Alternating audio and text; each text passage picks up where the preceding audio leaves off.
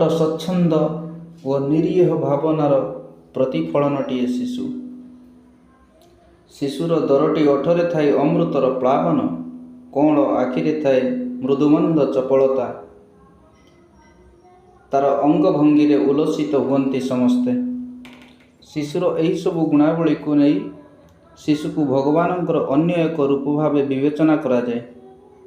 ଏହି ଶିଶୁରଙ୍କୁଣା ଭାବେ ପରିଚିତ ଆମ ଦେଶର ଜଣେ ମହାନ ବ୍ୟକ୍ତିବିଶେଷ ପଣ୍ଡିତ ଜବାହରଲାଲ ନେହେରୁ ବା ଚାଚା ନେହେରୁ, ତାଙ୍କ ଜନ୍ମଦିବସ ଏହି ଚପଳମତି ଶିଶୁମାନଙ୍କ ପାଇଁ ଉତ୍ସର୍ଗୀକୃତ ଅଟେ, ଯେଉଁଥିପାଇଁ କି ଏ ଜନ୍ମ ଦିବସକୁ ସାରା ଭାରତବର୍ଷରେ ଶିଶୁ ଦିବସ ଭାବରେ ପାଳନ କରାଯାଏ।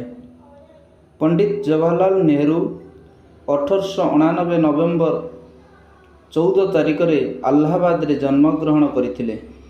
ପ୍ରାଥମିକ ଶିକ୍ଷା ପରେ ଉଚ୍ଚଶିକ୍ଷା ପାଇଁ ସେ ଲଣ୍ଡନ ଯାତ୍ରା କରିଥିଲେ। ସେତେବେଳକୁ ତାଙ୍କୁ 15 ବର୍ଷ ବୟସ ହୋଇଥିଲା। ପରେ ସେ ଓକିଲାତି କରିଥିଲେ। ସେ ବିଶେଷ ଭାବେ ମହାତ୍ମା ଗାନ୍ଧୀଙ୍କ ନୀତି ଓ ଆଦର୍ଶରେ ଅନୁପ୍ରାଣିତ ହୋଇ ଦେଶର ସ୍ୱାଧୀନତା ପାଇଁ କାର୍ଯ୍ୟ କରିଥିଲେ।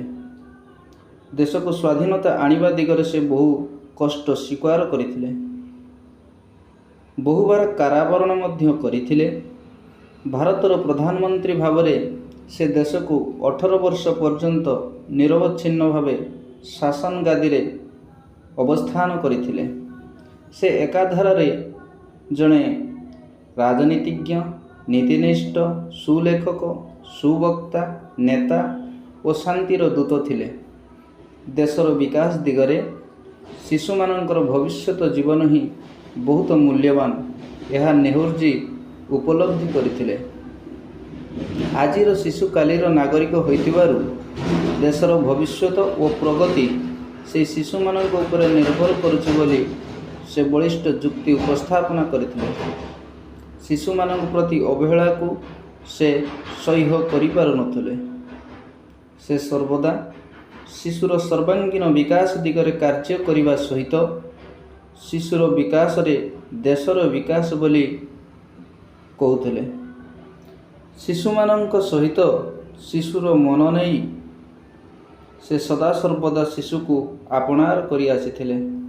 ଶିଶୁମାନଙ୍କ ସହିତ ଗଳ୍ପ କରିବା ଦ୍ୱାରା ନିଜର ସବୁ ଦୁଃଖକୁ ଭୁଲିଯିବା କଥା ନେହେରୁ ସ୍ୱୀକାର କରିଥିଲେ। ଏପରିକି ଶିଶୁମାନଙ୍କ ସାନ୍ନିଧ୍ୟ ତାଙ୍କର ବାର୍ଦ୍ଧକ୍ୟକୁ ଅପସାରିତ କରିଦିଏ ଏବଂ ତାଙ୍କ ମନରେ ଶିଶୁ ସୁଲଭ ଗୁଣାବଳୀ ଗୁଡ଼ିକୁ ଉଜ୍ଜୀବିତ କରିଥାଏ।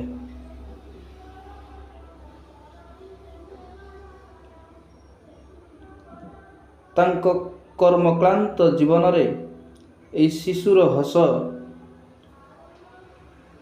ଶତ ଫୁଲର ମହକ ପରି ଝରିପଡ଼େ ବୋଲି କହିଛନ୍ତି।